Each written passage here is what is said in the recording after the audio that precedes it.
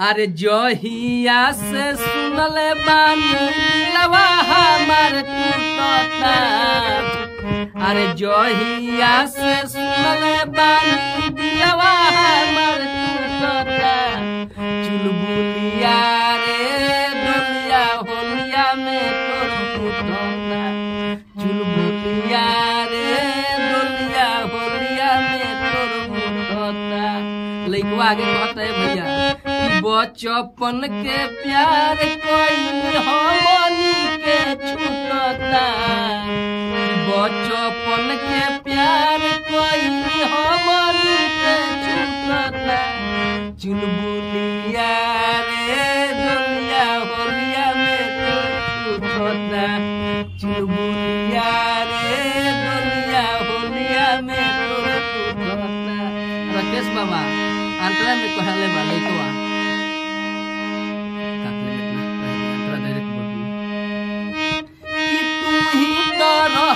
हमार जिए के आधारवा हो।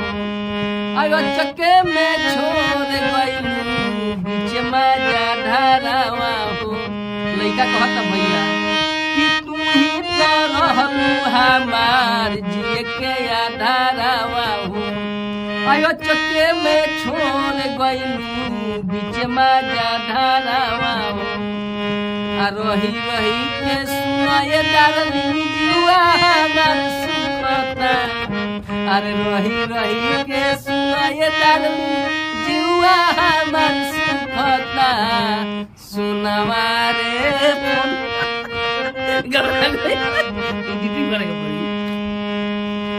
चुलबुलिया रे डोलिया होलिया में तोर उठता। चुलबुलिया रे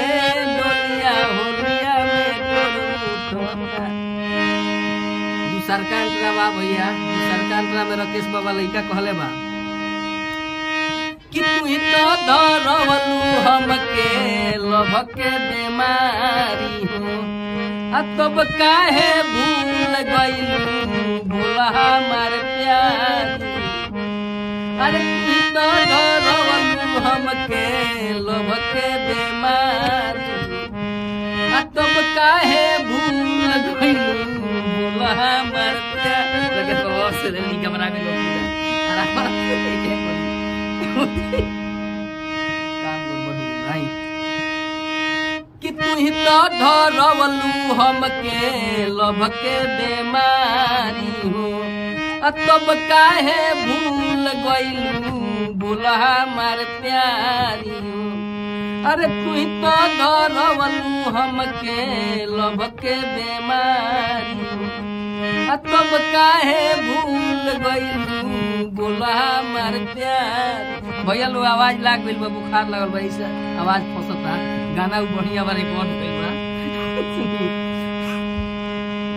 अरे छोटू चौहान से नाता टूटल दोसरा से जुटता।